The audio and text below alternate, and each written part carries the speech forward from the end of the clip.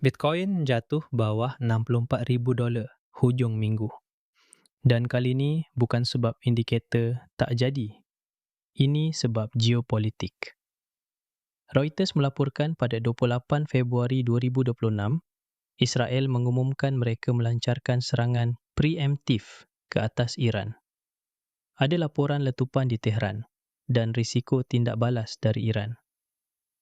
Bila berita macam ni pecah, market terus tukar mod dari cari untung kepada selamatkan modal. Bloomberg pula melaporkan Bitcoin turun sehingga lebih kurang 3.8% ke sekitar $63,038 dan Ethereum turut melemah.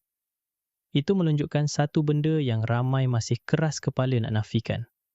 Bitcoin masih sangat sensitif dengan kejutan global. Orang boleh cakap digital gold setiap hari, tapi bila risiko perang naik, ramai tetap jual aset berisiko dulu. Sekarang untuk kita di Malaysia, soalan yang berguna bukan kenapa jatuh. Kita dah tahu sebab headline. Soalan yang lebih penting ialah jatuh macam mana. Ini jatuh jenis news-driven repricing. Biasanya pergerakan begini ada dua fasa.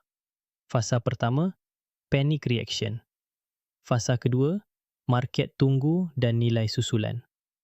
Kalau konflik melarat, volatility boleh sambung.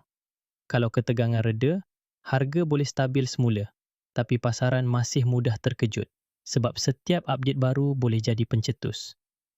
Dan kau kena faham satu lagi realiti. Kripto trade 24 jam. Bila berita besar keluar waktu hujung minggu, liquidity kadang lebih nipis berbanding hari biasa. Itu buat candle jadi lebih ganas, wick panjang dan leverage paling cepat kena. Ramai bukan rugi sebab salah arah, tapi rugi sebab size position terlalu besar untuk volatility macam ni. Jadi apa tindakan yang masuk akal? Kalau kau trader, jangan jadi hero. Jangan tambah position semata-mata sebab kau rasa confirm rebound. Pastikan size position kecil dan jangan over leverage. Kalau kau investor, jangan panic sell sebab satu headline, tapi follow perkembangan susulan sebab ini cerita geopolitik, bukan cerita chart semata-mata. Kesimpulan dia mudah.